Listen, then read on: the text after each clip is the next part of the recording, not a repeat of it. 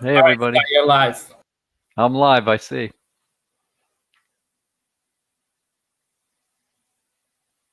I'm just the guy. It's me by myself.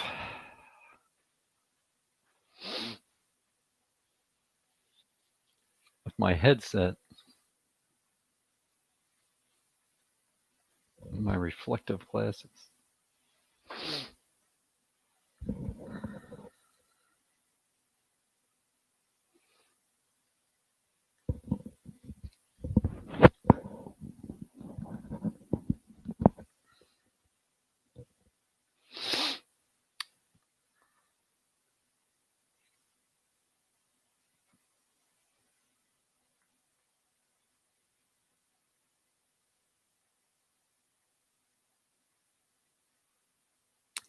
If anybody's tuning in early and I can hear you, let me know.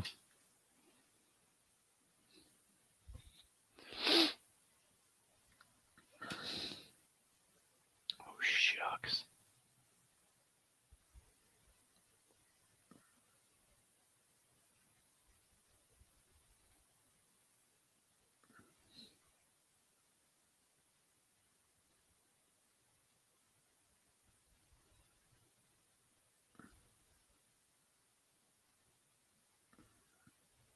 Oh, good. Nice!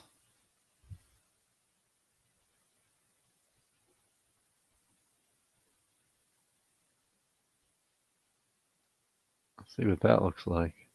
No, let's do this.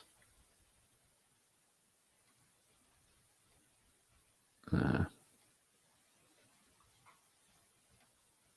good.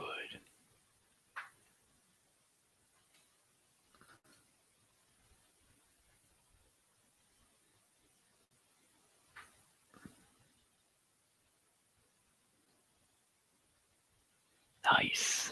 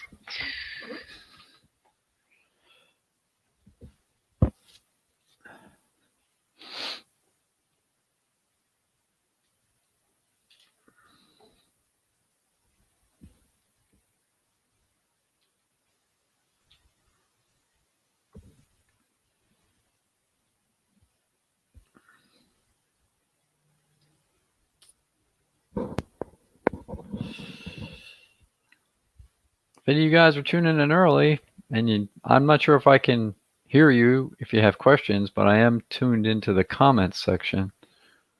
So you can always send me a comment, say hello, or you like my tie, something like that.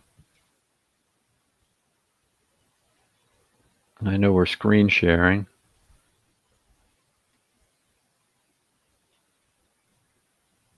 So I'll do what I can do with that. It's a lively, it's actually a really important topic. And you guys who know me know I make everything fun. So, right? Talking about the law is always a party. Scott, do you want me to share the PowerPoint? Yeah, it's on there, right? I'm sorry? I have it signed up where it says sharing. Okay, I'm going to display it. Can you see it? I see it. Okay. All right. Good. Thank you. Oh, good. Hey, Nick. Yes. How can I tell if anybody's on? So I'm looking right now. There's 8 people on. Okay, because I'm just. It's just they're not interacting with you. They probably don't think you're asking them a specific question yet. But just give them a few minutes. Yeah, I'm gonna wait to start till 10 o'clock. I was just saying, if anybody's there, send me a chat or something, tell me hello or whatever. There's wholesalers out there that are. So I'll be right back. Can I hear people if they talk? No, they can only talk to you through text. Okay, I got you. When the pandemic. Thanks. Okay, I'll be right back.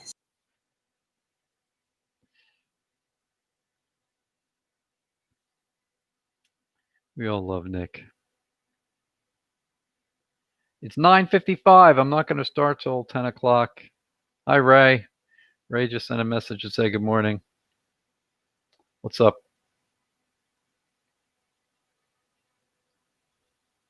A nice summer day today.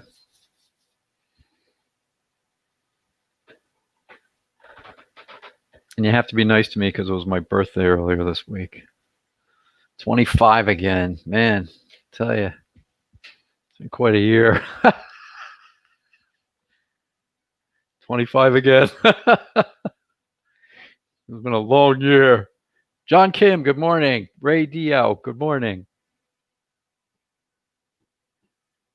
I love you guys. That's the only way I can see who's on the chat here is if you text, whatever, if you put something in the comments. It's not like a Zoom conference where I can hear everybody. John Kim, thank you, sir. I appreciate that. Yes, thank you. Right? It's more like the 25th anniversary of my 25th birthday. That's why I said it's been a long year.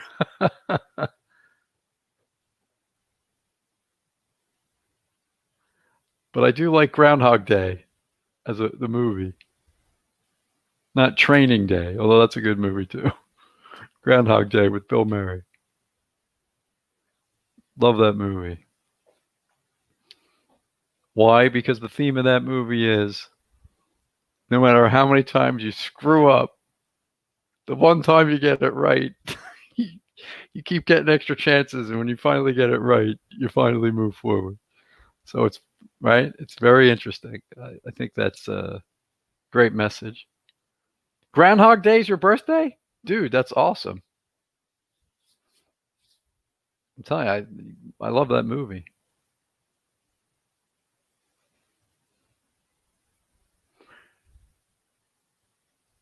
Right? It's like most of us are like I forget the character's name, but like Bill Murray's character in the beginning.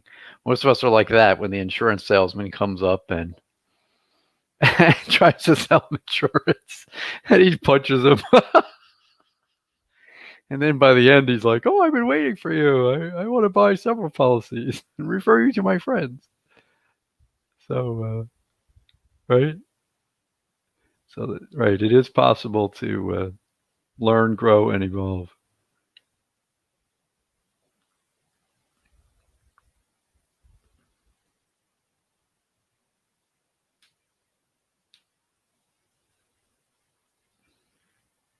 My wife's phone is ringing.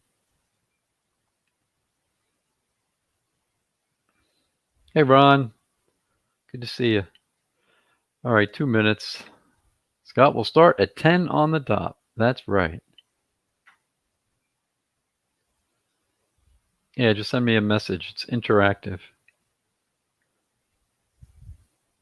The one thing that well, Nick said that I couldn't hear you guys. So I'm not sure how we're going to do questions.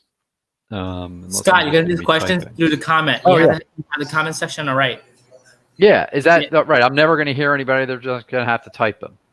No, you can talk back. You can read back and talk to them. No, that's what I'm saying. Exactly. Right. I can talk. That they can't. So once Correct. they once they type a question, I can just. You have people in your chat, right? You have people. I know. You got it. We're talking about the movie Groundhog Day and all that. Thank you, Nick. Life lessons. John Kim made his first LLC this year. Congratulations. You need an operating agreement. I hope it's a New Jersey LLC. I can help you with it. Even if it's a single member LLC, you need an operating agreement. If you ever close on a transaction, you're going to If the title company's any good, they're going to ask you for it. And that's one of the things we're going to talk about. And when you form it, there's only certain information I want you to put on the certificate of formation. More nuggets that we're going to get. John has a coach. That's good. I want to be on your team, John. I'm a good coach. Put me in, coach. Right? I'm a good coach, honestly. And it's funny, I'm less expensive than your coach, I guarantee it. Why? Because I work for myself. I used to be a partner at some pretty large firms, so you had to run everything by everybody. Oh, your EIN. John has a question. We're going to start at 10 o'clock. Well, it's 10 o'clock. Just, John, you forming EIN, save that for the end, and I promise I'll answer you. Only the IRS sees that. Yeah, you have to connect your LLC to a person, and if it's you, that's fine. Yes, John, that is how you do it. Jose Lopez likes discounts. Me too, brother. I'm cheap at any price, brother. Okay, it's 10:01, so we're going to get started. I guess you guys can see the screen. I'm going to have to flip over to it. We're going to talk about creative usage of LLCs and why they're going to help you in your real estate business. I also call it asset protection, which, come on, guys, that's really important. It's the name of the game. Okay. Hey, Jermaine, good morning. All right. So again, I'll kind of go back and forth here. I'm Scott Pyfer. Pyfer Law Group is my firm. That's me. My office is in Cranford. I work from home a lot, just like everybody else, I'm sure, since March 16th, whatever. Friday the 13th was my last full day in the office, like a normal person. But we're all in the same boat, and things are good, thankfully, with technology. All right, that's my contact information. Guess what? There's a thing called Google. You can always find me if you use that. Okay, we're going to talk about what's a limited liability company and why is it useful. Look at my fun slides, okay? In case you're need another cup of coffee, you can look. I can go back and then I can make it appear again to make sure you're with me. All right. In New Jersey, we're going to talk about New Jersey limited liability companies. We're talking about New Jersey real estate today. We're going to talk about New Jersey. All right. LLCs are a great tool. They really help with asset protection. They're governed by a statute in New Jersey. It's last amended, became effective as to all LLCs in March of 2014, so over 6 years now. Now, what makes an LLC useful? What talks the statute talks about it? It's an entity distinct from its members. That's what you want. That makes asset protection. It's not you. It's an entity distinct from you. If you have other members, it's not you and your other members as partners or people. It's a totally separate entity. That's exactly what you want to do. You need a separate entity. Why? It protects your individual assets. That's how you can set it up. Nice feature when they revised the act in New Jersey is it has perpetual duration like a corporation. Used to have to say how long the duration was when you formed the LLC. Now it's just automatic. Like a corporation, it's forever. And it can have any lawful purpose, and it can be a nonprofit, believe it or not. Okay, some more points. Section 5, an LLC has the capacity to sue and be sued in its own name and the power to do all things necessary or convenient to carry on its activities. So in other words, it's just like a corporation would be. It's a fictitious person.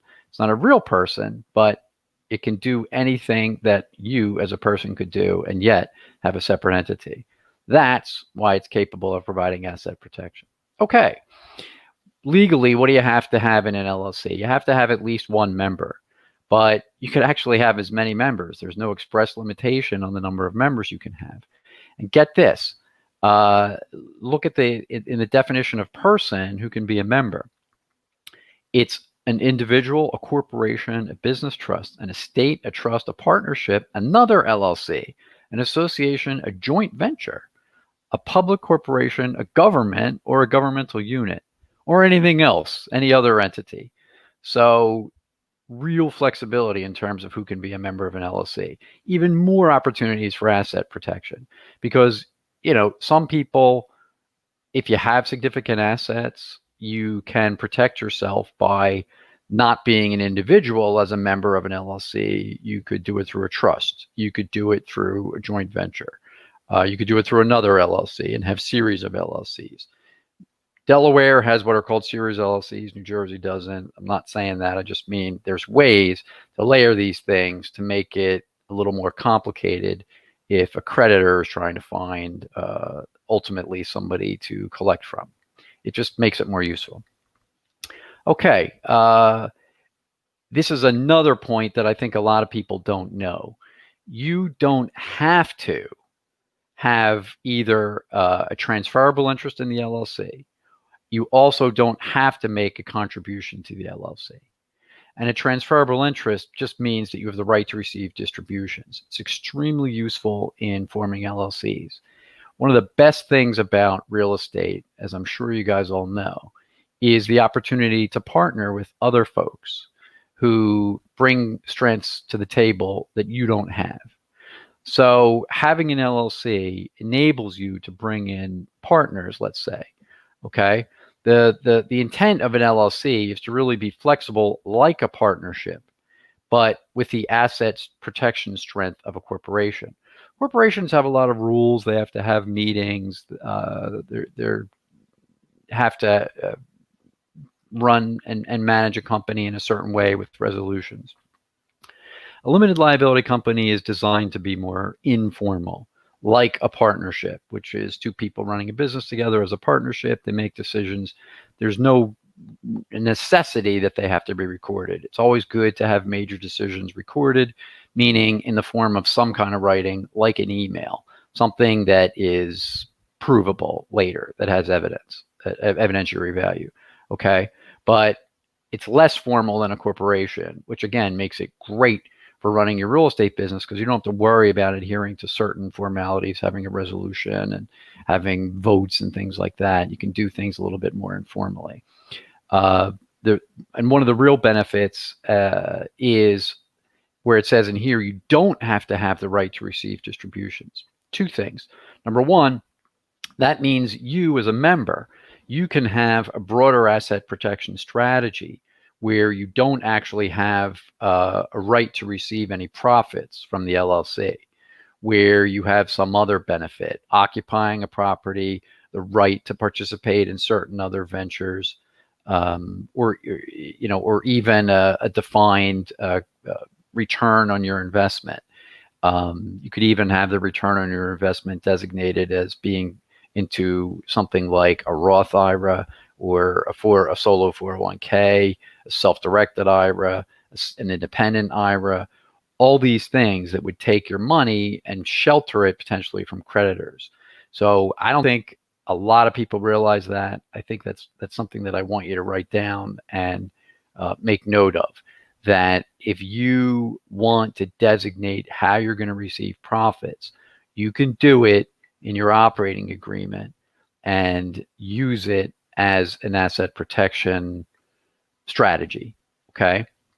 Now, most people don't do that, which is fine. I mean, I've done things like that in some LLCs, and I've not done some things like that in LLCs. It just depends on what you want to do with the money once you make it. And talk to your accountant about that. I'm not an accountant. I'm just aware of certain accounting issues. Get yourself a good real estate accountant. If you need some suggestions, absolutely send me an email. I have a couple guys I really like that I can refer to who know about this kind of stuff. Okay. So the other thing, the other part too, is not only is it useful for you to possibly not have a designated right to receive distributions, and in fact say otherwise, that you don't have the right to receive distributions as an asset protection strategy. That's part one.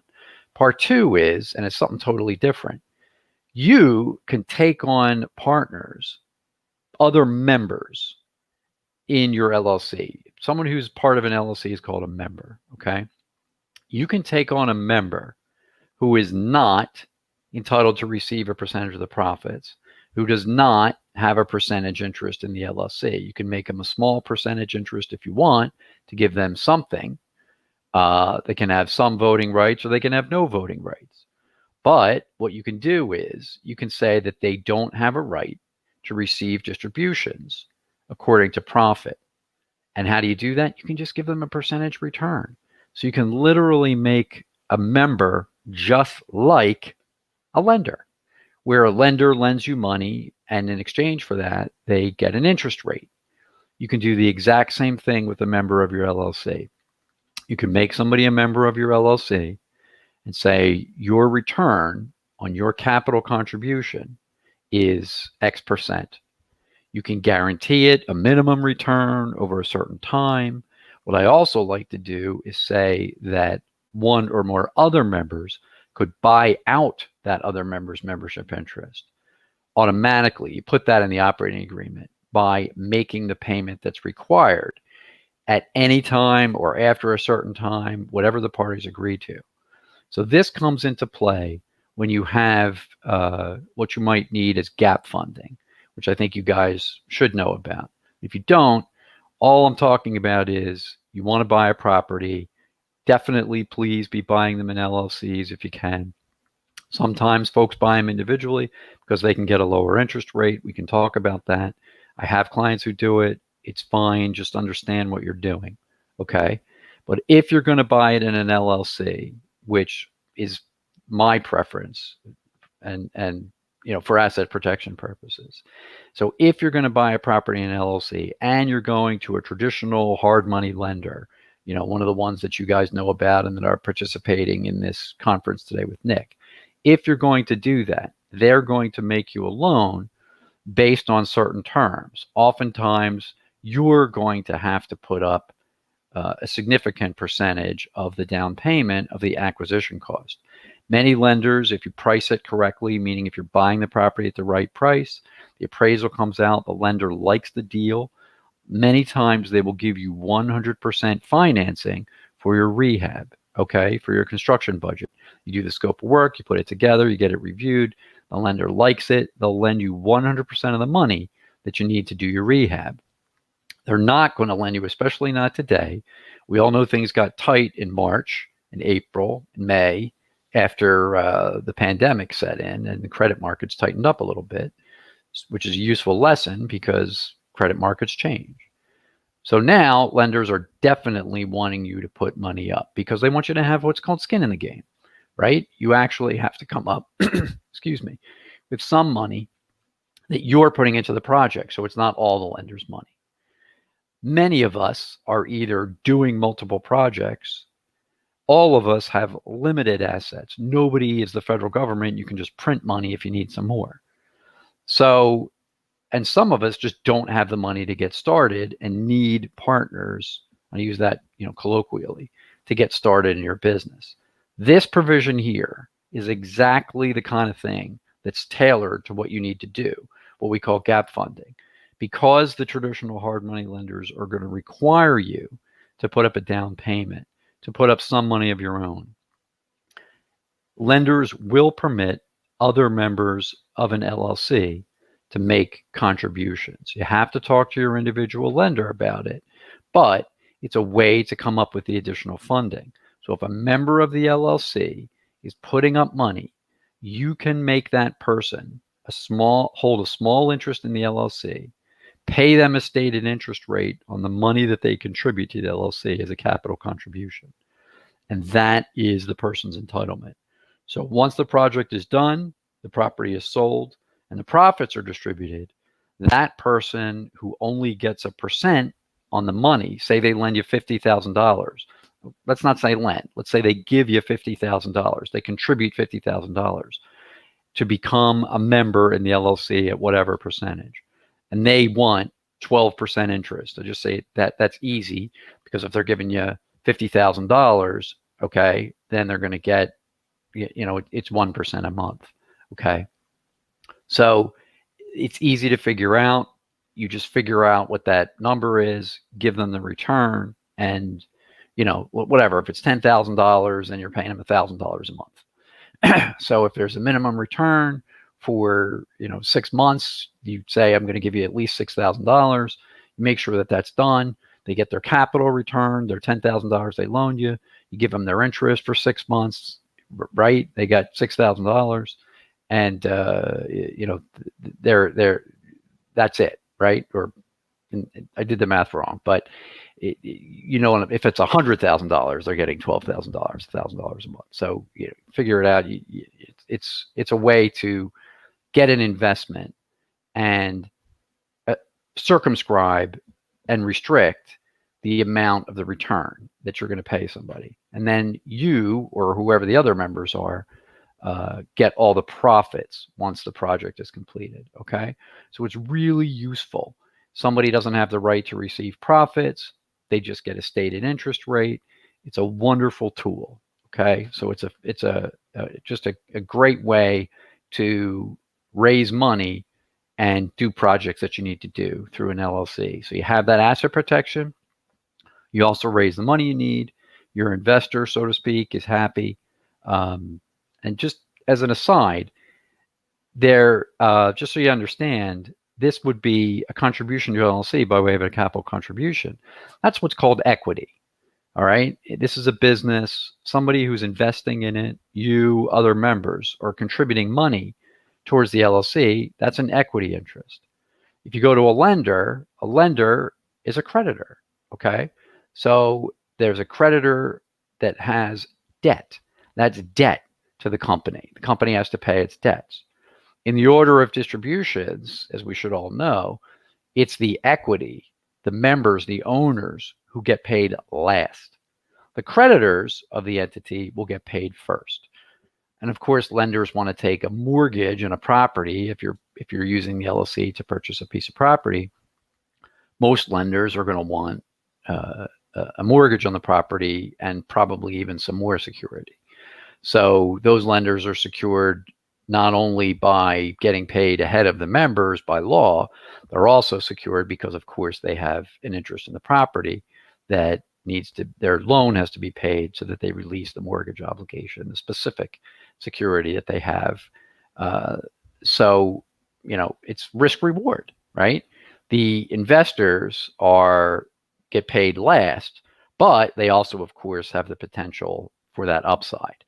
Creditors that are getting a stated interest rate, members that are getting a stated interest rate, they know what they're getting. The members, we're not sure what you're going to get. So the more profitable you can make the job, obviously, the more you're going to get. And of course, you bear the risk in case things don't work out. You still have to pay your creditors.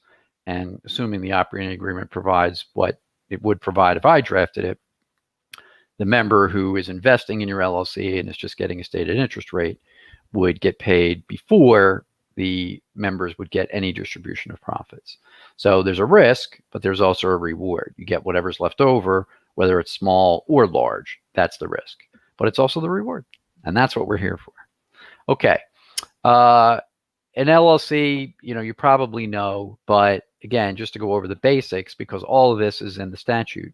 It's not, just out there in the ether or something like that. It's actually based on statutes. So an LLC, you have to file. In New Jersey, we call it a certificate of formation. Some states call it something else. In New Jersey, it's called a certificate of formation. Now, this is important, okay?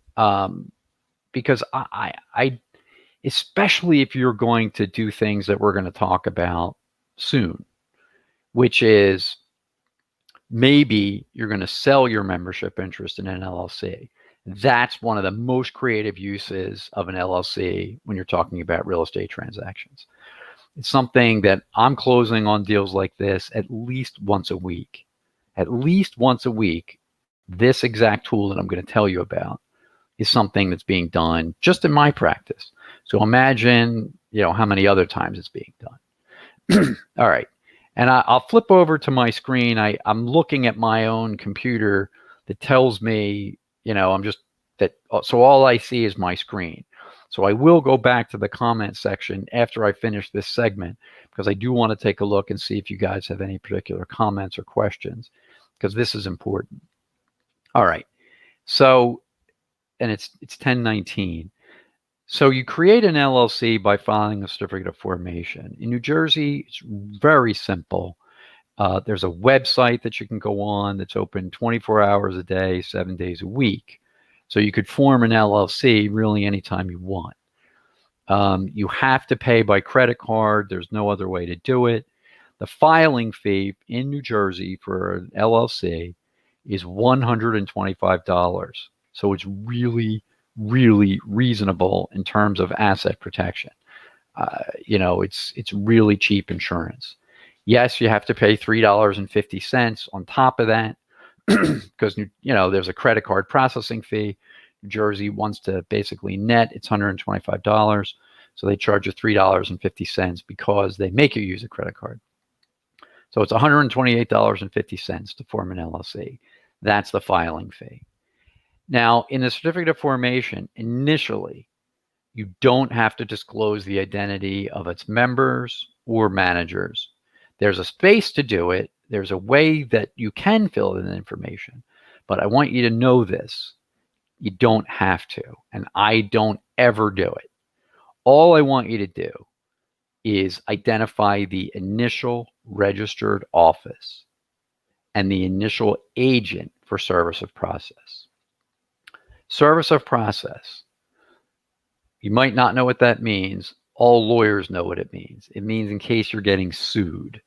In case the LLC is getting sued, in order to start a lawsuit, you file in New Jersey, you file what's called a complaint. Okay, that's not good enough. That starts the lawsuit. You have to serve the lawsuit. It's called due process. If you look at this little document called the Constitution, whether it's the federal Constitution or any state constitution like New Jersey, everybody's entitled to due process of law.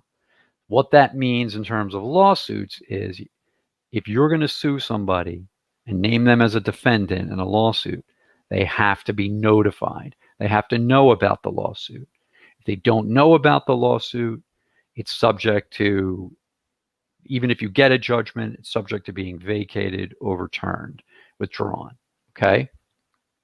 So the service of process means serving a complaint.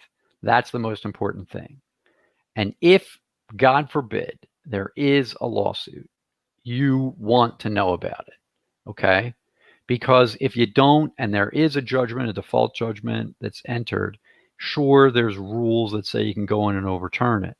But again, it's much easier to know about something and respond to it in real time and just take care of it. So if you don't have an agent for service of process within the state of New Jersey that can receive things like summonses and complaints, then it's the place where you file LLCs, which is the Department of Treasury, Division of Revenue and Enterprise Services. They will accept service for you. Then they will try to find you by just mailing wherever your registered office is a copy of the complaint. And if you don't get it, the plaintiff in the case could argue it doesn't matter. You didn't bother to get a New Jersey office. The plaintiff complied with what's required under the LLC statute. In other words, they served it on the state of New Jersey, the Department of Treasury, Division of Revenue and Enterprise Services. And after that, they're not responsible. That could have a judge could credit that.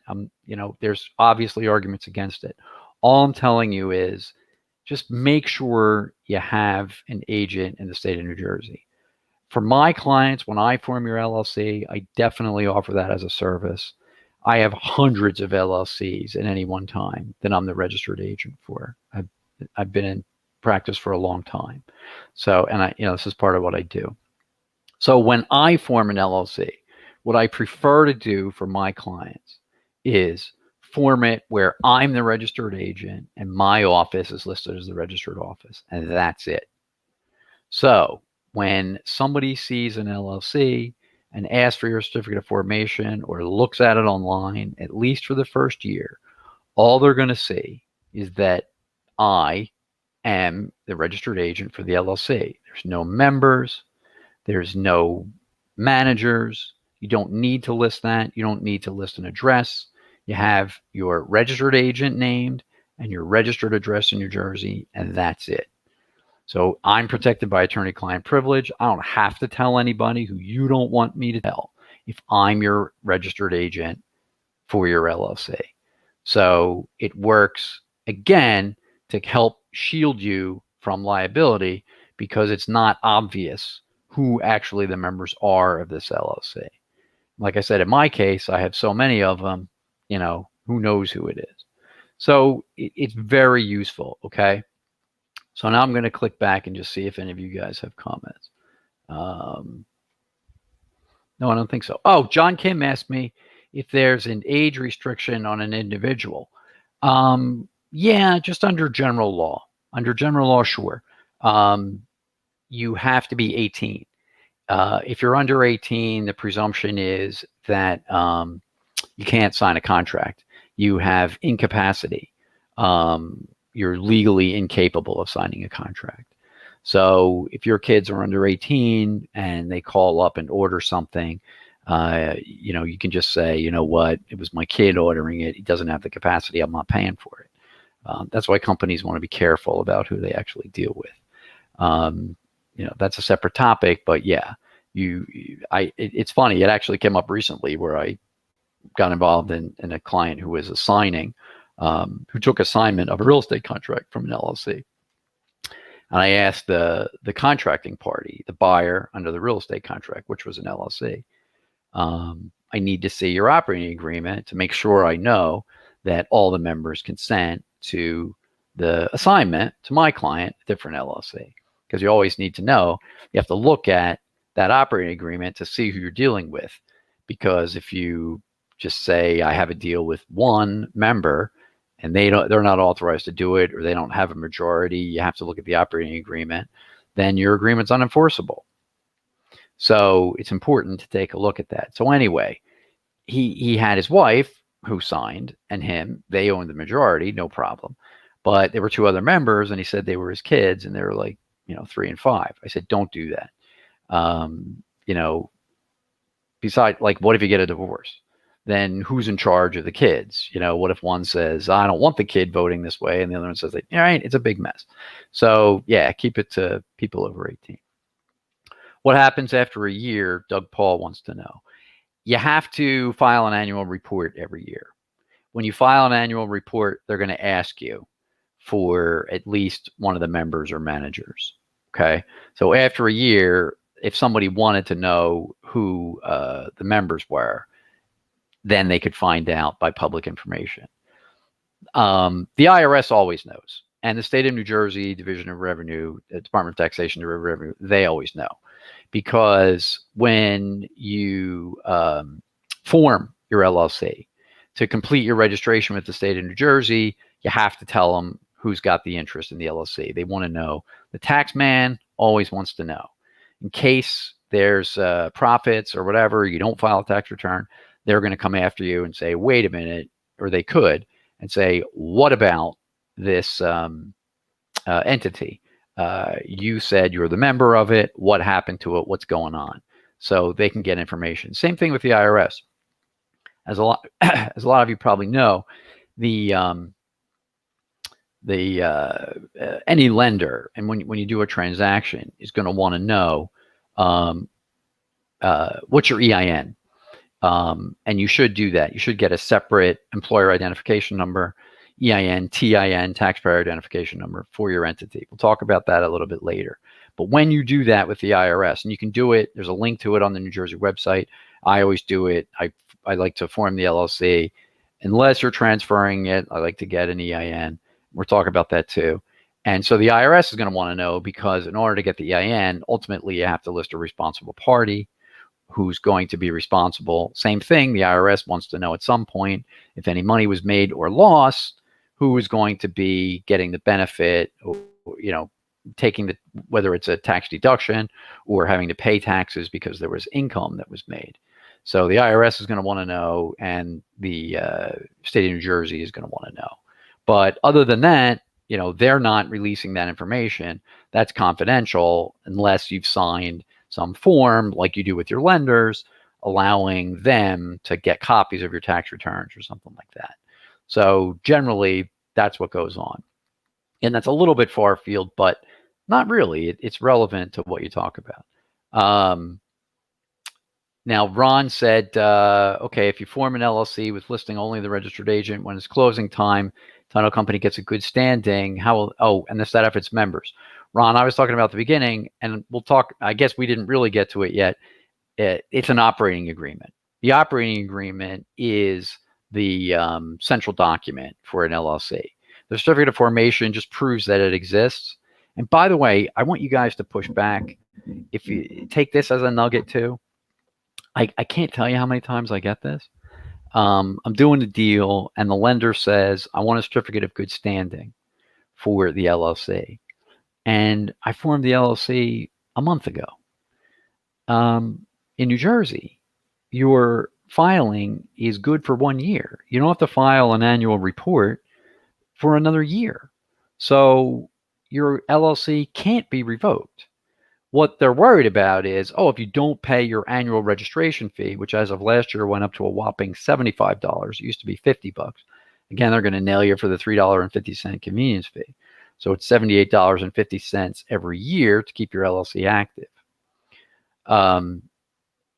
The lenders or title companies, whatever, will look at that and say, oh, I want a certificate of good standing to make sure that the certificate of formation hasn't been revoked, that it's in good standing. But it only gets revoked if you haven't filed an annual report.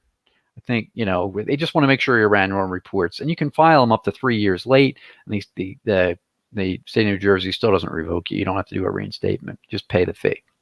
So generally, it takes a while for your LLC to sort of be in trouble and be revoked.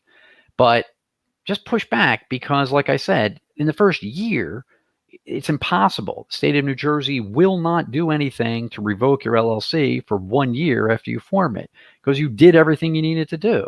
So when they ask for a good standing certificate, which costs money, just say, you know, it's good for a year. You don't need a good standing. You have the certificate of formation. Only when it's older than a year would there be a valid reason to ask for a certificate of good standing. And sometimes you can just give them your annual report that you file, and then they're fine with that. So keep that in mind, okay?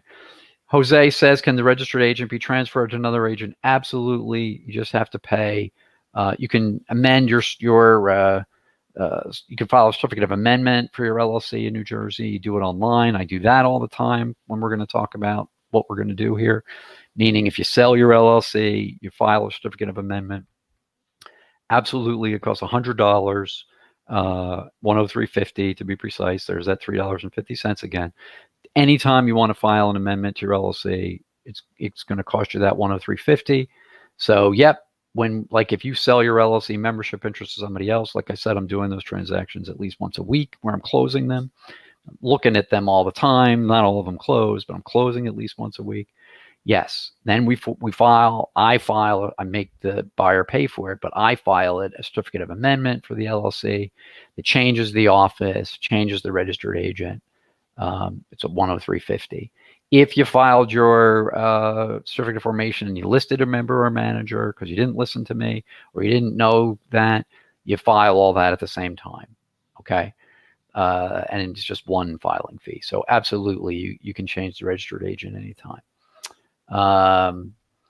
Catherine Park says, if you have an original foreign LLC in Nevada, Wyoming, popular practice in New Jersey, can you use a sub LLC? Well, what you do when you have a foreign LLC, what you have to do is you have to register that LLC in New Jersey. If you're doing a New Jersey transaction, if you're doing business in New Jersey under that LLC, you have to register it. It's not a certificate of formation. It's just a certificate of registration. It's the same thing. It's the same effect, same fee. You're going to register your foreign LLC in the state of New Jersey. That's how you do it. And then Angeline said, is it true if you file in Delaware or New Mexico, will your identity be revealed? I don't know. I was going to say beautiful, but it is, I guess, to me and to many lawyers, this country has a concept that's called federalism. If you were paying attention in school when you had social studies or whatever, federalism just means that, yes, we have a federal government, but the Constitution says that powers that are not reserved to the states can be regulated by the federal government. So, formation of LLCs is not something that the federal government does. There's no federal statute. For example, one of the areas I practice in, and it's getting busier and it's going to get even more busy, as I'm sure you would all guess, is bankruptcy. Okay, bankruptcy, by the way, is a great way to buy properties because you can sell a property under Bankruptcy Code Section 363, which applies to 7s, 13s, 11s, 12s, whatever it is. You can buy a property in bankruptcy free and clear of liens. No liens. The liens are deemed to attach to the proceeds of the sale. So you strip off all the liens, you get good, clean title. Title companies love it. I love it. I do it very frequently in bankruptcy court. If you ever have somebody in there, your seller of a real estate is in trouble, make sure you talk to me because I can help. If we put that person in bankruptcy, we can buy the real estate free and clear of liens. It's a great tool. Bankruptcy is under the Constitution. It's a federal statute. So it applies to all 50 states. Yes, there's different bankruptcy courts. Yes, they have different rules when it comes to operation of those bankruptcy courts. But the statute, like I said, 11 U.S. Code, Section 363, that allows you to sell property free and clear of liens, that applies in all 50 states, in the U.S. Virgin Islands and Puerto Rico, where federal law applies. So that's an example of a federal statute.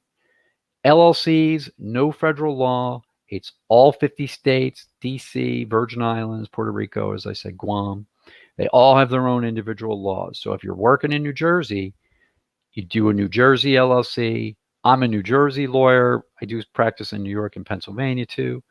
But that's what I'm talking about. So again, I know it's crazy, but it's the American way. So if you're asking me about what goes on, you want to buy a property in Lexington, Kentucky, you want to buy a property in Jacksonville, Florida, I'm going to tell you, talk to a good title company. Charleston, South Carolina, I have clients that own in all those areas. We get in touch with title companies. We use New Jersey title companies sometimes to give us referrals. We get a title company, we get a lawyer there if we need them. Maryland, I've done, obviously upstate New York, all kinds of transactions. Wherever they are, you should and really ought to talk to a good local lawyer, somebody like me who knows about New Jersey, counterpart who can make sure you're okay with other states. Linda says you're hoping the presentation is available in a recording. Nick Tang told me this is going to be posted by using StreamYard. He said it's going to be available on all the various groups that he participates in. Catherine, you have a good question. Can you just recertify formation with the same LLC? Unfortunately, no. After a year, you're going to have to file an annual report.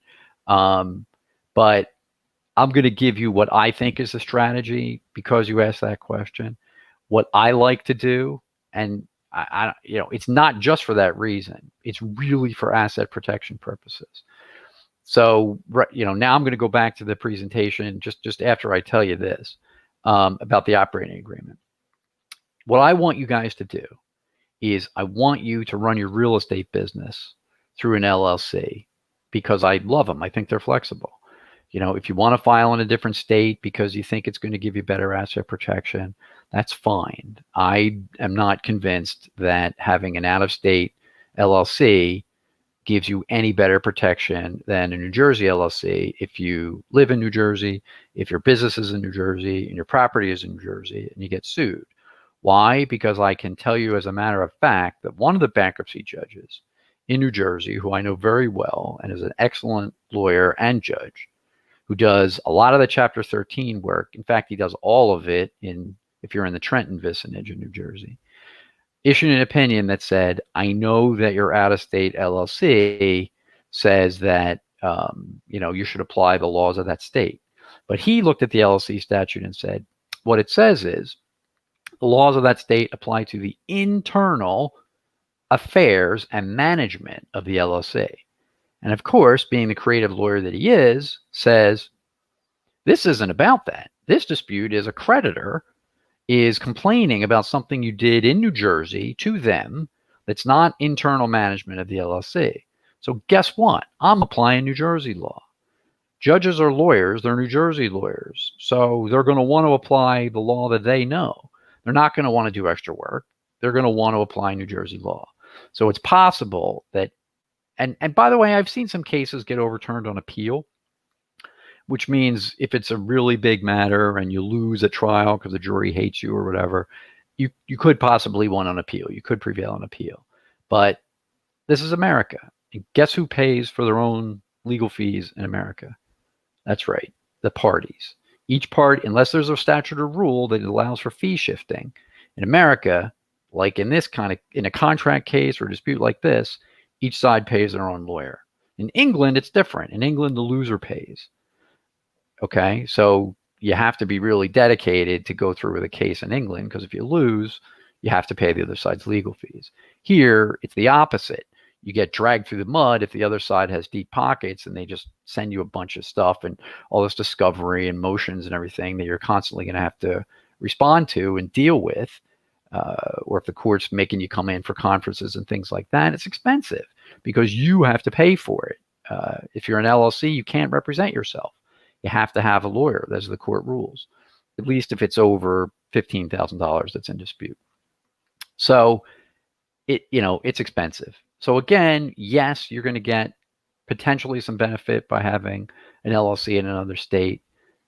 I can't guarantee that it's going to work. I'm not saying don't do it. I'm just saying it's not as clear cut as you might otherwise think. So in any event, you're going to have to register in New Jersey no matter what you do. And like I said, I want you to form an LLC where you run your real estate business. And I want you to talk to an insurance agent. I want you to get liability insurance. Why? Because you never know who you're dealing with, right? You could, if you're trying to get business, trying to find properties, and you go to see somebody or you talk to them, and they complain that you did something or didn't do something, or you punched them in the face while you were sitting at their table, and because you got upset and there's no recording of it, and then it's just your word against theirs, and they take pictures of their black and blue face, and you can't, whatever, you were there, you have emails that said, I'm going to come see you. Maybe they say, you did that. And I want you to have insurance that at least is going to give you some protection in case you have to come see somebody like me, a lawyer, to help defend you with respect to some allegation that you did something that created liability for your real estate company, your real estate business. Could be anything. Could be as simple as you're hiring a marketing person, your website design, your maintenance on your website, and they're charging you, and you're like, I didn't agree to that. You still need somehow, some protection in case you do something that you end up getting sued over. Okay.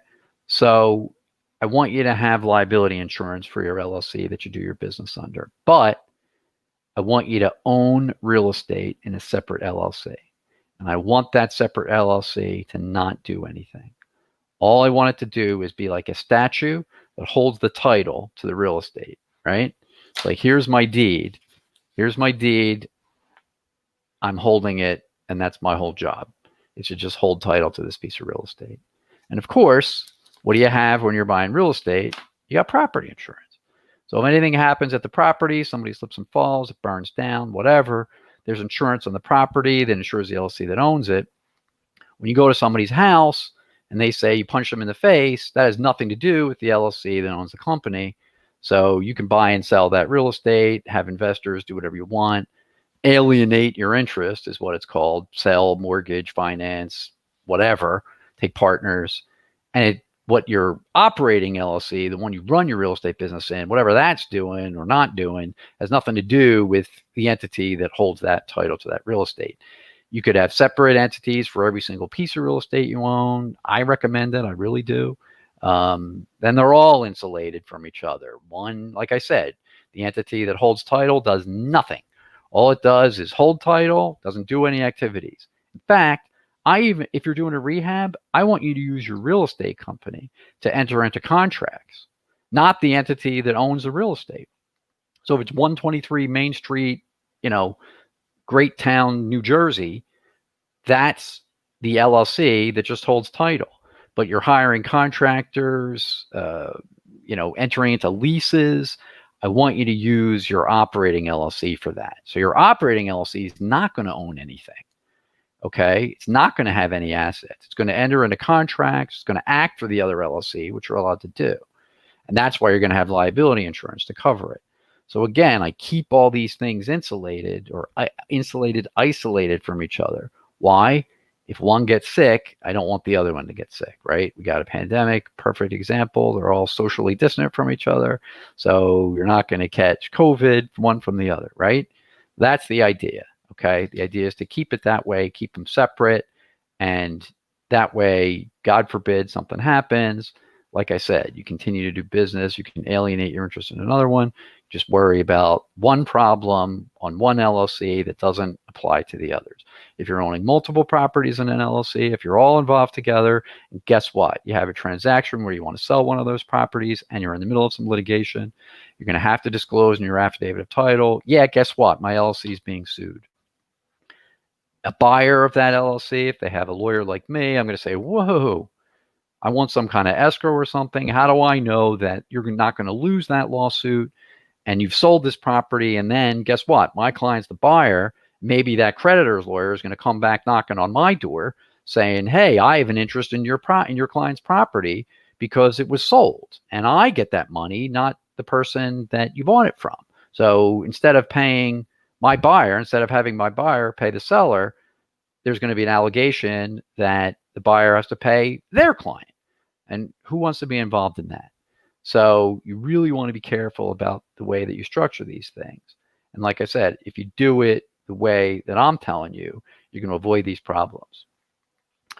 Jose said, when signing a contract, we sign it with our name or the name of the LLC. You sign it as whatever your title is for the LLC. Managing member is frequently what, especially if you're the only member, managing member, manager, whatever, co-managing member, whatever your title is. Always a person has to sign for any entity. So you just use your title. We'll talk about that in a second. And Catherine says, make separate LLCs for rehab and real estate deal. 100%. That's exactly what I'm telling you. Okay. All right. I don't like to talk, right? I'm just kidding. Here's the next thing. An operating agreement. Okay. An operating agreement. That's what we're talking about here. An operating agreement is what you need. And again, you need one, even if you're a sole member. If you're having more than one member, please talk to me or a good lawyer who knows what they're doing, because that operating agreement is going to help you or hurt you depending on what you have or don't have in it. Why? Look at the law, okay? Like I said, it's a legal entity. The statute in New Jersey says that an LLC's operating agreement governs relations among the members as members and between the members, and it talks about the rights and duties of a person in the capacity of a manager. You can have a manager. And guess what? It governs the activities of the LLC and the conduct of those activities and the means and conditions for amending the operating agreement. So if it has to do with how the LLC operates, because it's not a person, it's an entity. So it can only operate through people who are alive. But the way that it operates, what's permitted, what's not permitted, what's supposed to be done, what's not supposed to be done, all of that goes in the operating agreement. Okay? So that's why you need an operating agreement that says what the LLC can and can't do, who can do it, who can do what, when, how, by what means, etc. Okay? The presumption is that an LLC is managed by its members unless you say that there's one or more managers or something like that. So you can be a manager of an LLC and not, as I said, not have any ownership interest in it. You can hire a manager who doesn't have an ownership interest. The default, meaning if you don't do anything, it's managed by its members. But, whatever you want to do, I have clients who do all of those things. Okay, why is it a powerful tool? Number one, like I said, unless the act in New Jersey, the statute, says something otherwise, it's the operating agreement that governs. That's what the statute says. The statute says in the event of a dispute, and you end up in front of a judge or an arbitrator, which I highly recommend, that judge or arbitrator is going to look at the operating agreement and base his or her decisions on what is being done and what may be in dispute. They're going to base that decision on what's in your operating agreement. So have a good operating agreement. Spell out what you're doing ahead of time when everybody's happy. That's the time to take care of these things if you can. Okay? So the statute definitely says look at the operating agreement, and then if there's nothing in the operating agreement, you apply the statute. And if whatever you're talking about isn't in the statute and isn't in the operating agreement, then you're going to have to look to what the intent of the members was, which, we all know is why we have lawyers to say, this is what I intended. And somebody else says, no, it's what else I intended. So another thing, you can have, look at the bottom of this. If the members so agree, you can have a pre-formation agreement. So your pre-formation agreement can actually turn into your operating agreement. So even before you actually physically pay to register the LLC, you put together an operating agreement. You can negotiate it ahead of time, get it all done, and then when you form the LLC, boom, it takes effect. Nice, right? So it's powerful. So again, just to go over it, as of 2014, the statute said that's what happens. You look to the statute. If it's not in the operating agreement, the statute applies. So if you had an old LLC, definitely talk to me about it because the law changed, which doesn't apply. Now, and then here's just some, I'll go back to your questions and stuff at the end. I just want to kind of tell you a couple things that, you should know about. Under the old law, capital contributions would govern in terms of profits. So like I said earlier, if you have somebody who's giving you $50,000 as a capital contribution and you're only paying, some costs and fees to start up, $5,000 or something, then again, that $50,000 capital contribution is 10 times what your contribution was. So, under the old law, that person who contributed more capital would be entitled to more of the profits. That's not true anymore. Now it's just per capita. So if there's two members, the presumption is each owns 50% of the LLC.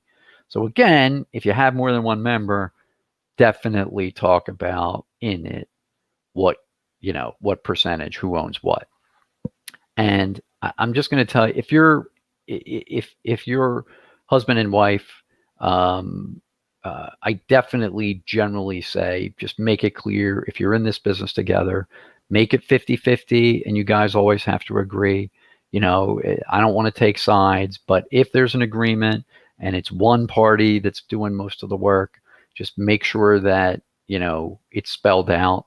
When I do those on occasion and it's the spouses involved and one has more than the other, and that's the agreement, I make sure that I document that the other spouse had the opportunity to go to a lawyer and, understand, what their rights could be, because when you're married, you get extra rights, okay, that you might not otherwise get to two people who are working together and are not married.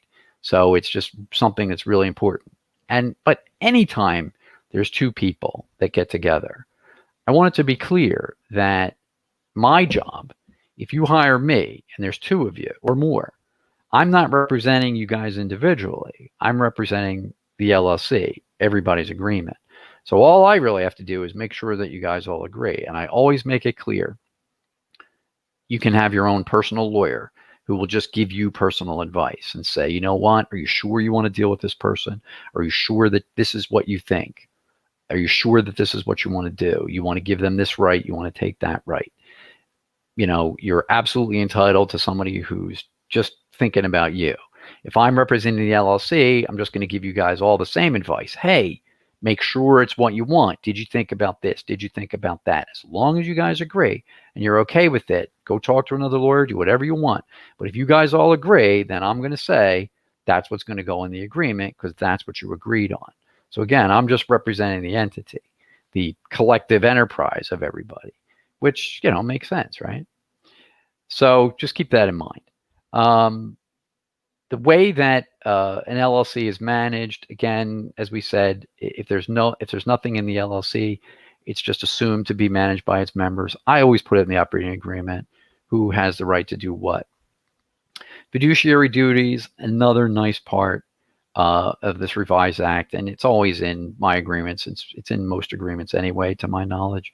You can limit certain duties that you have to the LLC. Basically, what you say is, as long as you're not involved in intentional misconduct, you're not knowingly violating the law, then the LLC will not come after you personally and say you did something that endangered the LLC. If you're just negligent, you just made a mistake, you made a bad decision, you thought about it, and you did something that turned out to be not so great a decision, you hired a contractor, and the contractor wasn't that great.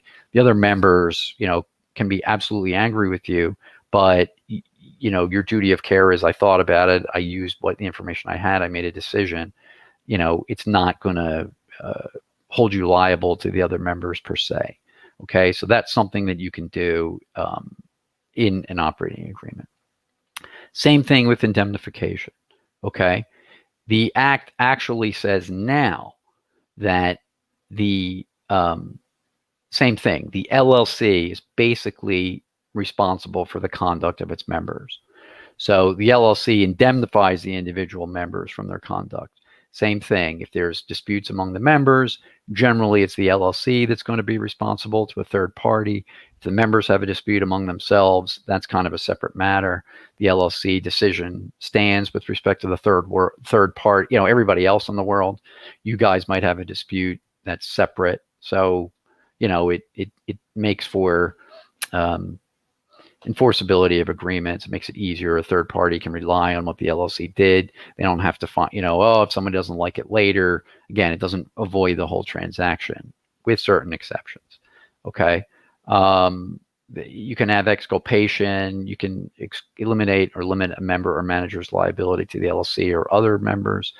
You can also have insurance that takes care of these things if you're really doing a lot of business. Okay, there's all kinds of things you can do in an operating agreement.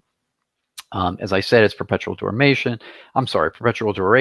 You can register an out-of-state LLC. You can actually file something called a statement of authority, which is essentially whatever's in your operating agreement. You can sort of condense it and actually file something so that everybody knows.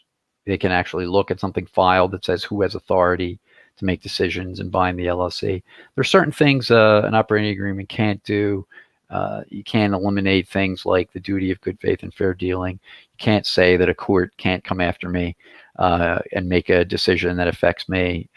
In other words, you're subject to New Jersey law. You can't say no one can sue the LLC. Certain things like that. There's certain things that you have to do. Again, there's useful techniques. Right, 2 key points. Like I said, make sure you talk to a good accountant. If you're a multi-member LLC, then you're either going to be taxed as a corporation or a partnership. You just have to choose which one. Most people, it's just taxed as a partnership, meaning the LLC has to file a partnership tax return, and whatever it is, if it's 50-50, 50% of the profits or losses go to one member, 50% of profits or losses go to the other, whatever it is, that's what's going to happen.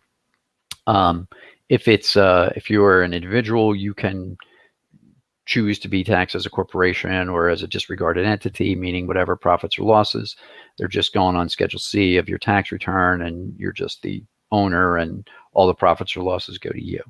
Okay. Last note at the bottom, it's right in the act that it says that the purpose or how an LLC is supposed to be interpreted is you look at the operating agreement, and its provisions are to be liberally construed to give maximum effect to the principle of freedom of contract and the enforceability of operating agreements. That's me and how to get in touch with me, which, like I said, there's this thing called Google. So if you ever want to know, you let me know. Let me see. All right, there you guys are. Okay. So another important feature of an operating agreement, what I want you guys to do is I want you to think about, if it's a multi-member LLC, I definitely want you to think about what to do in case there's a dispute. For example, if you're 50-50 and you guys don't agree, there should be a way to break the deadlock. And like I said, I like arbitration provisions just because they're cheaper, because courts are expensive. Might as well have an arbitrator make a decision. One of the nice things that you can do is that, like I said, you could really figure out whatever you want to do in terms of who decides disputes. Something that I like is what's known as baseball arbitration. In baseball, what happens is, if a player is a free agent, their contract is up, they say they're worth X amount of dollars, and the club says, no, I think you're worth less. The club has an arbitrator that says, this is why I think the player is worth X. The player has an arbitrator that says, this is why I think I'm worth more. And then those two arbitrators appoint a third arbitrator. And if they can't agree, then the arbitration entity appoints somebody. And guess what? That arbitrator picks. It's either the team or the player. It's either A or B. So if there's two members that have a dispute, the third arbitrator is the umpire, but the umpire just says it's either your view or the other person's view. Can't make an independent decision. Can't say, you're both wrong. It's not $10 or $5, it's $7.50. The arbitrator just says, nope, it's either $10 or $5. Why do I like that? Gives you incentive to resolve it. Because if you can't figure it out, don't take an extreme position. Take a position that you think is defensible, because you could, if you say, I think the other guy's, membership interest in this LLC is he owes me money, and that's patently ridiculous. And the other guy says, no, I get $50,000. If there's any money that's owed, then the arbitrator has to pick the $50,000 number, right? If you say he owes me money, and the other guy says, no, I don't, she owes me money. Again, same thing. So it's an incentive to be reasonable, because look, like in every business, I always look, and I want you to look, you don't always think about it, at unwinding this thing. What happens in a divorce, a business divorce, or if it's husband and wife, a real divorce, like I said. So you can actually plan ahead. All right, if we don't agree, because you can always buy each other out. It happens all the time. I've seen it many times. Partners, a couple people, and one of them's like, they move or whatever. They start doing something else. They're like, I don't want to be part of this anymore. So then you just figure out, okay, what's the enterprise worth? Do we just kill it and do something else?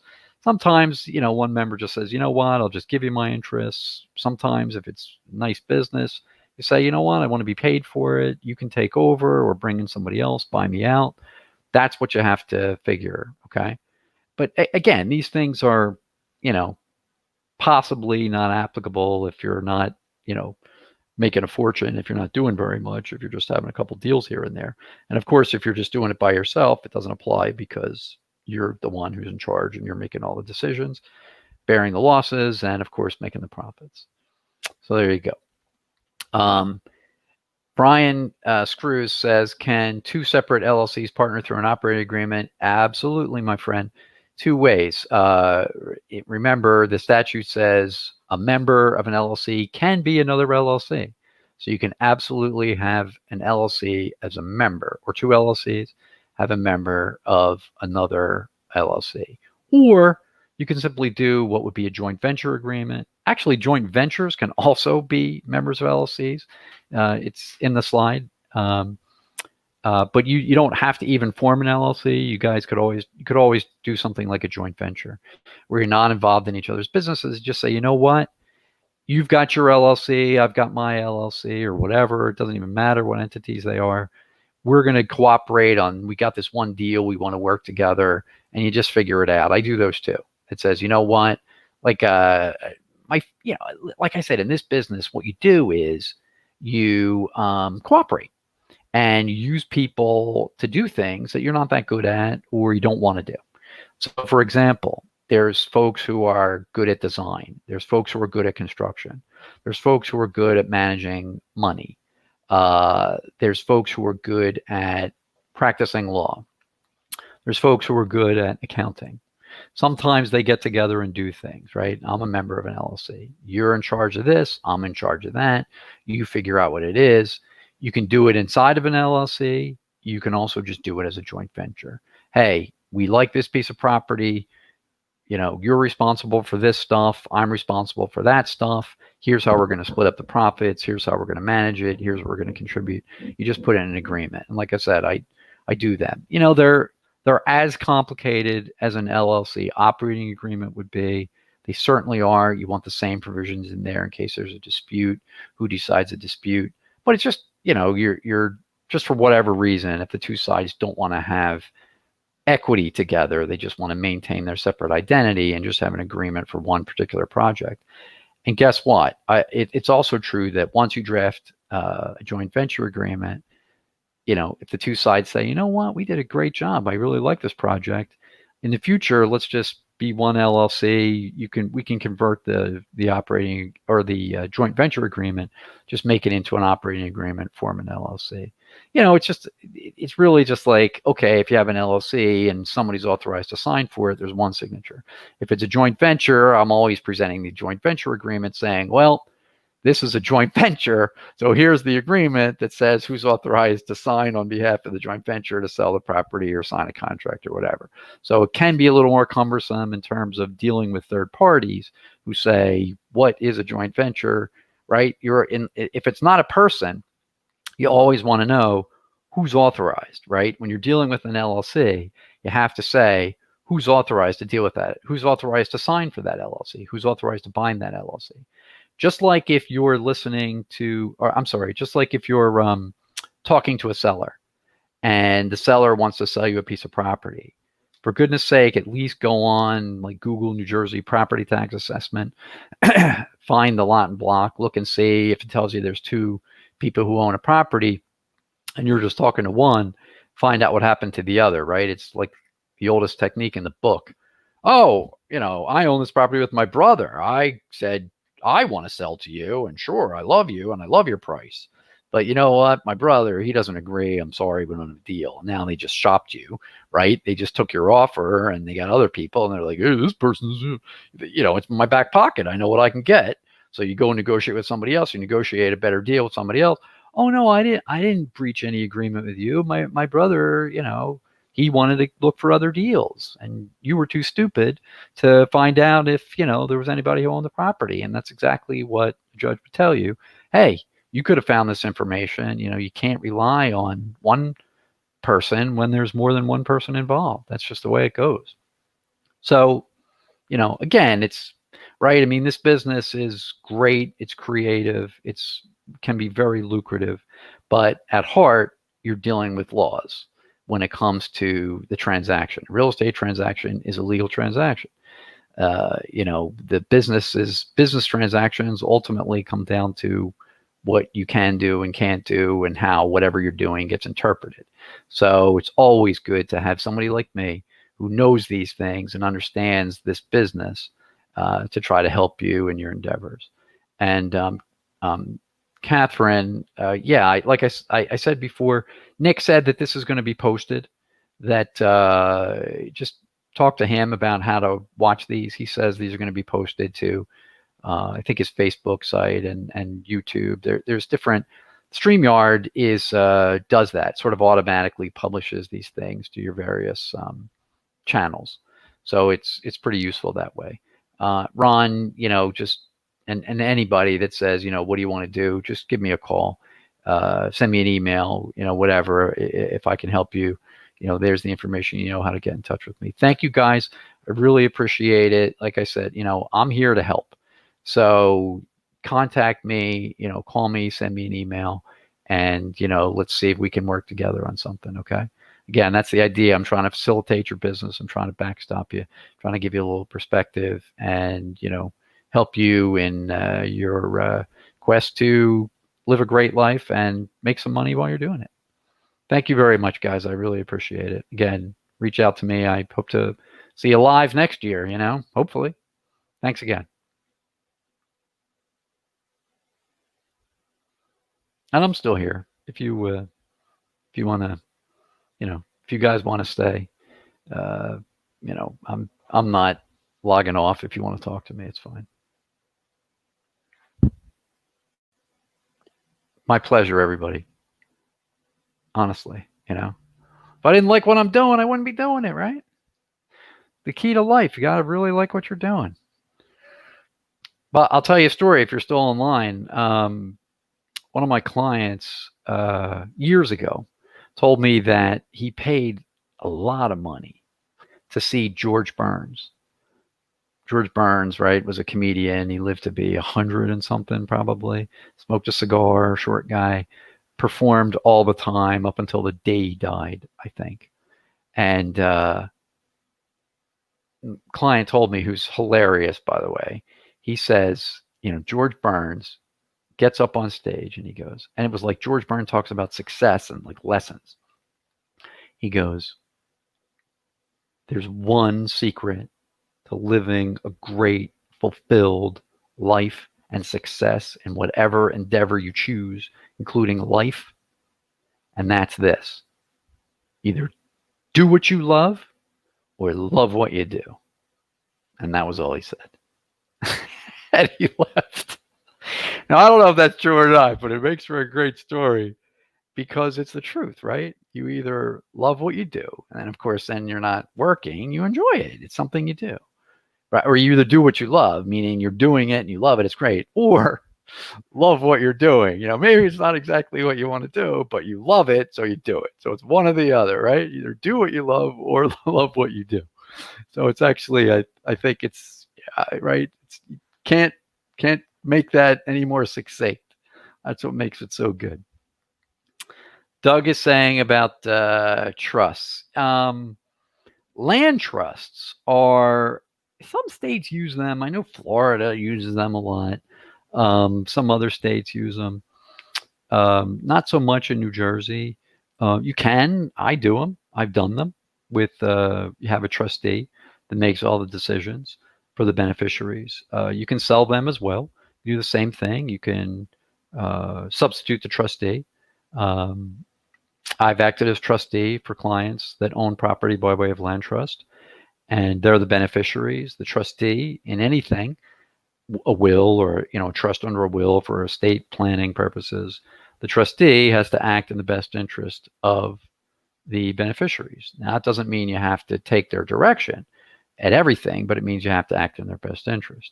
Certainly when it comes to a piece of real estate, if they say, I want to sell this real estate to somebody else, and I'm just going to do it by transferring my interest in the trust and just let them take over the trust, just like you would in an LLC. You don't have to sell the real estate. You could just sell your interest in an LLC. Then you do it, right? Where they tell me that that's what they want to do. And I say, okay, they want to resign as beneficiaries and have substitute beneficiaries. So then they sign a document that says they resign as beneficiaries, appoint these other people as beneficiaries in exchange for X amount of dollars. I get the money as the trustee. I distribute it to the beneficiaries. The new beneficiaries are in, and guess what? They appoint a substitute trustee. I'm out as a trustee. So there's a new trustee and there's new beneficiaries, and that's that. Same thing as in an LLC transaction. You can sell your LLC membership interest and you're out, and that's it. And if I'm a registered agent, I resign as a registered agent. We appoint a new registered agent. The new member runs it however they want, and I'm not involved. Brian, you'd like to move a condo into an LLC? Absolutely can be done. In New Jersey, well, there's issues. First of all, if the property is subject to a mortgage, then you're going to have to pay a realty transfer fee based on what's due on the mortgage, because it's transferred subject to, okay? Anytime you transfer property subject to an existing mortgage, that's part of the consideration. It's deemed to be part of the consideration. So if an entity or a person is buying a piece of real estate subject to a mortgage and they're paying $1,000 because it's not worth much more than what's owed on the mortgage, then that's the consideration. When you would record that deed, you would say, okay, you tell the county clerk, here's what's due on the mortgage, because you get a payoff statement or what have you. And you whatever the consideration is that you paid, $10, $100, whatever it is. You add those two together, pay a realty transfer fee based on that. Obviously, if there's an existing mortgage, you got to be careful. Mortgages all have what are called due on sale clauses. There is federal law. Remember, I talked a little bit about the difference between federal and state law.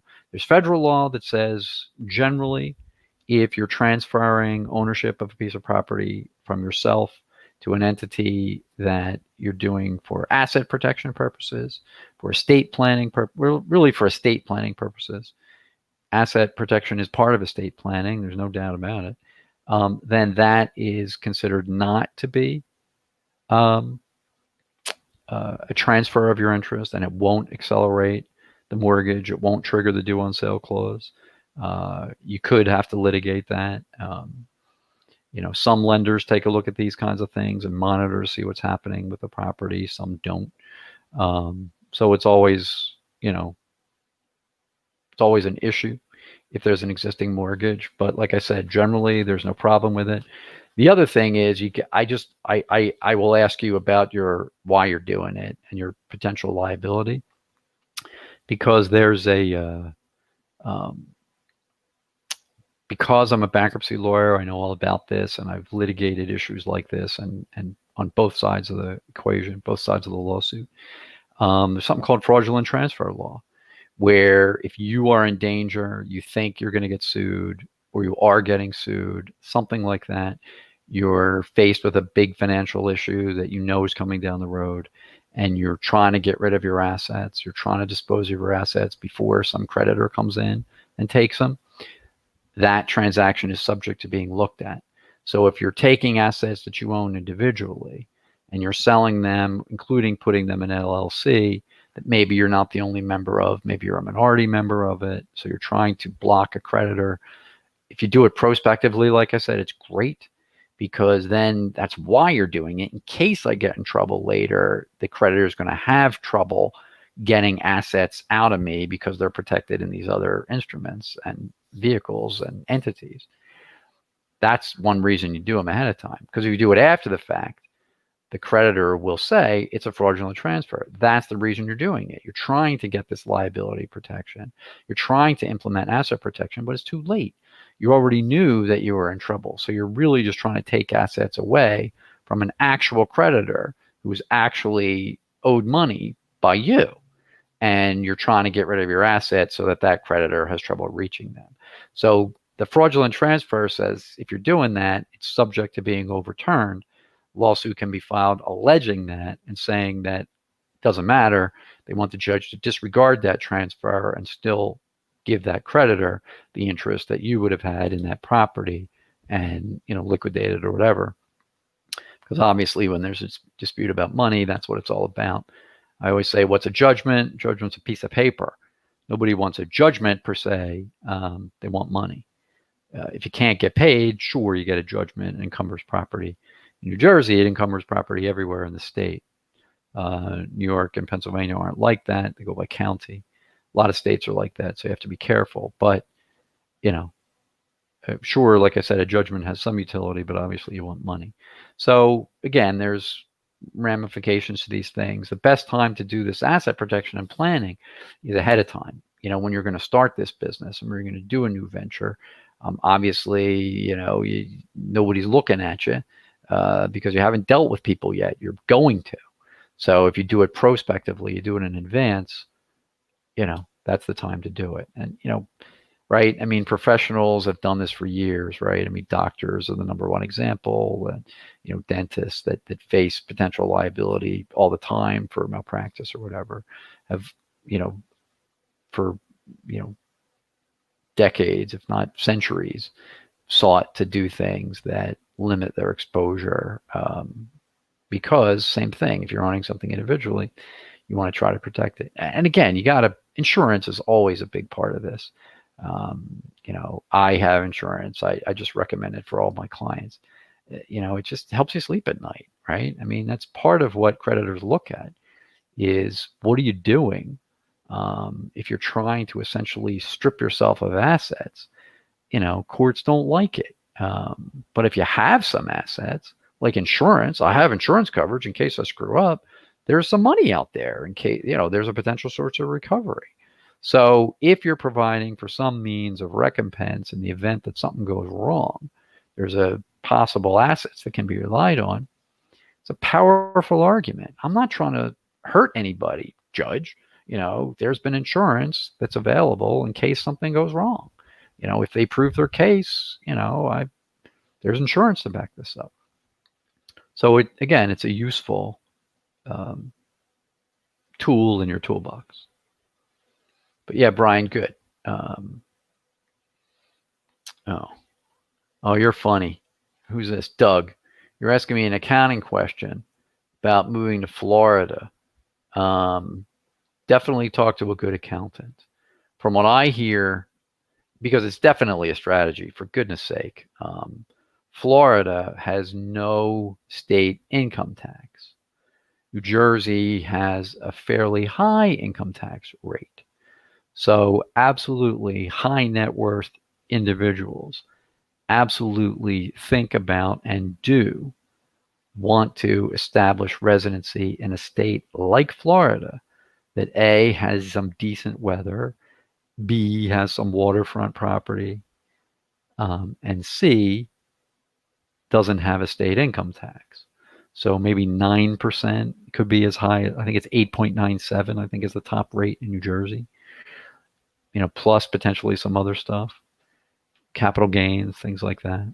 So yes, if you're a high net worth individual and you have a lot of income, taxable income, that's otherwise subject to New Jersey tax, sure, it would benefit you to be in a lower tax state, Delaware, where there's no income tax, Florida, where there's no state income tax, other jurisdictions where there's lower state income tax rates, for sure. New York, New Jersey are famous for, having high net worth folks flee to other jurisdictions in order to minimize and not pay that tax. So I do know that, the state revenue departments are looking at anything they can, like cell phone records, that's going to ping if you're in that jurisdiction. So, yep, my understanding is if you're actually physically there for 6 months and a day, whatever the majority of the year is, that's extremely helpful. If you're changing your driver's license to that state, if you're registering to vote in that state, doing things that show that you have that intent to establish a residency in one jurisdiction as opposed to another, then sure, those are all things that are looked at. So it's absolutely worth talking to a professional about that, and the rules and what, the factors that go into that are considered. And they will know other considerations, whatever. So I'm not the person to talk to, but one of the good things about being a lawyer is you at least, it's called issue spotting. Like, I generally know that could be a problem, what you just said. Now, I don't know the answer to it, but let's go to somebody who would know the answer to it, right? Whether it's an accountant or another lawyer or some other professional that's going to understand, an insurance professional that's going to help you with certain things, right? I mean, you got to love insurance professionals that will tell you, think about this coverage, think about that coverage. Did you know this is available? Having certain features. When you're buying vacant property, you want to make sure that it's covered as that. When you're doing a rehab, you want to have builder's risk coverage. You want to make sure that you have the right coverage, that the insurance company is not going to say, I thought you were living in this property. I thought a tenant was renting this property. I didn't know that they moved out, right? What are insurance companies in business to do? Provide insurance? Not really. They're in business to make money. So if they can find a way to get out of a policy, particularly when they're faced with a big loss, they would love to, right? I mean, hey, my insurance companies are happy. Why? Because all I do is pay premiums and not have any claims. But, that's what they like. You want to make sure you talk to a professional who's going to help you in case you ever do need to call, in case there is a claim of one of those policies. Okay? Ron, has a recommendation for a lawyer, which is great, yeah, you let me know. And same thing, I have several who I like, Clark, Springfield, um, and Staten Island. I know who does some work for clients of mine, and I've talked to that does some, cross state stuff, New York and New Jersey. Which again, right, particularly if you're like my wife's from Staten Island, and a lot of folks from Staten Island have real estate investments in New Jersey. I think Brooklyn stuff too. A lot of people from New York, but in any event, it's so I have somebody, like I said, that I like, and the two accountants that I talk to that I just mentioned, I deal with them pretty frequently. We refer matters back and forth. There's also other accountants I know who are very good, just generally. But yeah, it's important to have professionals on your team. All right. Nick, are you out there? I don't know if anybody's still on. I'm happy to. Anybody still there want to ask me a question? Otherwise, I'm going to log off. Doug's from Brooklyn and Staten Island. All right, man. You watched the Pete Davidson movie? It's funny. He's just a kid, but you know what? It was well done. I enjoyed it. I think he's like 23, but I like this movie. His father died on 9/11. He was a fireman, and he died when one of the towers collapsed. Yeah, you should watch it. It's good. Okay, everybody, I, again, can't thank you enough, right? I mean, this is what I do. I'm here to help you. I practice what I preach. I assure you, I would never give you advice that I wouldn't give myself or any member of my family who came to me. I'm not going to tell you something, like I said, that I don't believe in. Doesn't mean I'm right all the time, because nobody is, but it does mean I'm not going to tell you something that I don't believe in, right? I mean, hopefully no one ever does that to you, and if they do, don't ever go back to them if they tell you something that they don't believe in, that they wouldn't do if they were in your shoes.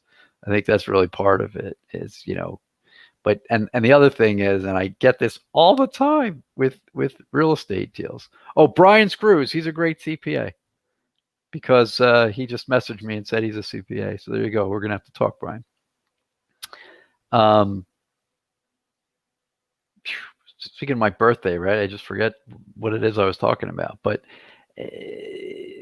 just saying, practice what you preach, right? It's something that I believe in. If you ever talk to somebody and they give you advice that they wouldn't implement themselves, that's what I was saying. Real estate deals, right? Obviously, I'm a real estate lawyer. I wouldn't be here. Not only do I do these entities and management of them and putting deals together and thinking about prospectively ways even before you have a deal to structure them, but obviously, and then when you do have a transaction, how to structure it. So this is kind of like proactive when you're going to do an LLC, when you want to partner up with somebody else or whatever, there's always that aspect of it. I have clients who do this that aren't in the real estate business, that just have LLCs for other reasons.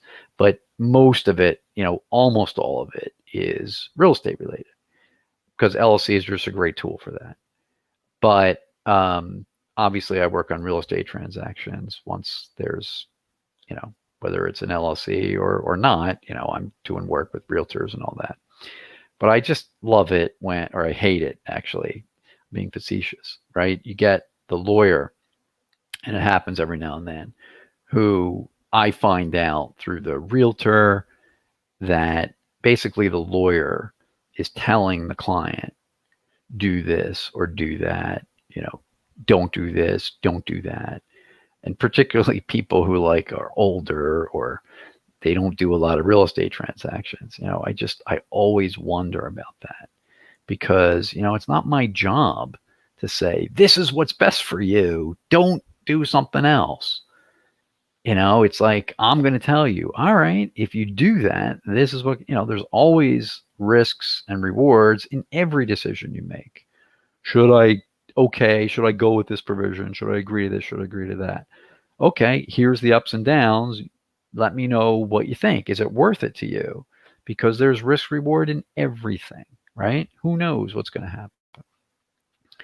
So I love these lawyers that are like, you do this. It's like, I'm not going to tell you. I'm going to say, hey, you decide, right? Maybe you desperately want the money and you want to take this deal. Maybe you think that it's not so great and you kind of have doubt and you're like, you know what? The more I think about this, the more I don't want to do it. The more I do want to press this button and say, you know what? I do want to hold out for this provision. I am willing to walk over this, that, or the other thing. Okay, great. I don't know that. You're you. I don't know what's in your head. You have to tell me. So if you're going to tell me something, I'm going to go by that. I'm not going to tell you, right? Because there's no one size fits all. Everything is different. I don't know what you're dealing with.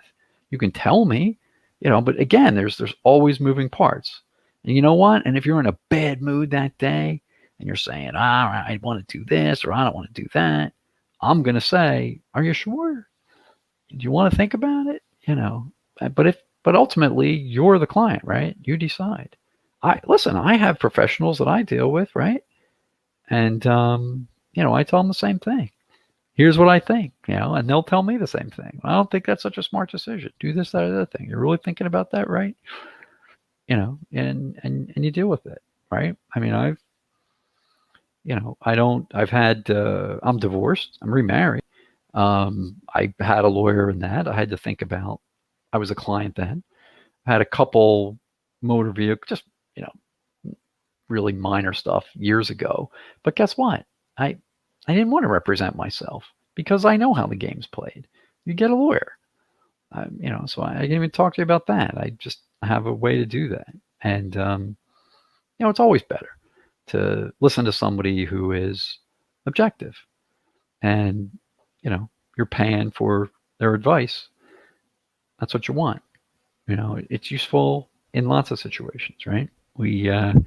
You guys in particular have coaches, and it's a great thing because you like to have the opportunity to get some professional advice on your own decision making, right? All right. I really appreciate everybody's participation. It's 11:30. I want to wish you guys all success, and I'm going to log on and see if I can see some of these other presentations. Give me a call. Again, I appreciate it. Thank you guys so much. All the best, and I hope to hear from you soon. Thanks again.